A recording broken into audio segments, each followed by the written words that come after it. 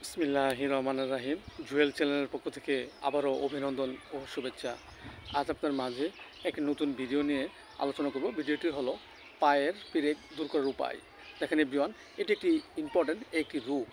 আমাদের মানবদেহে পায়ে পিরেক বিভিন্ন কারণে ঢুকতে পারে। সো এভরিওয়ান, ইহা দূর করার উপায় হলো, আমরা যদি কোথাও ঘুরতে যাই, হঠাৎ যদি আমাদের পায়ে পিরেক ফোটে এবং খুব ব্যথা করে এবং সহজে যায় না, এক্ষেত্রে আমরা হোমিওপ্যাথিতে যে ওষুধটি সেবন করতে পারি সেটা হলো অ্যানাগালিস 30।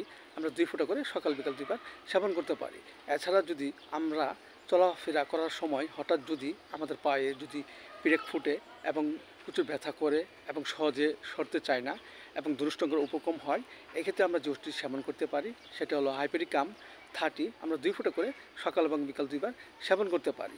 এছাড়া যদি আমাদের পায়ে যদি কোনো ধরনের কাঁচ কিংবা লোহা ইত্যাদি পিরেক ঢুকে এবং প্রচুর ব্যথা করে, এক্ষেত্রেও আমরা পাশাপাশি যে ওষুধটি সেবন করব সেটা হলো লিডাম্পাল 30। আমরা 2 ফোঁটা করে সকাল বিকাল 2 বার সেবন করতে পারি। পাশাপাশি আমাদের বায়োকেমিক বড়ি সাইলোসিয়া 6-এর 4টি বড়ি চিবিয়ে হালকা গরম কুসুম পানি সহ আমরা সকাল বিকাল 2 বার সেবন করতে পারি।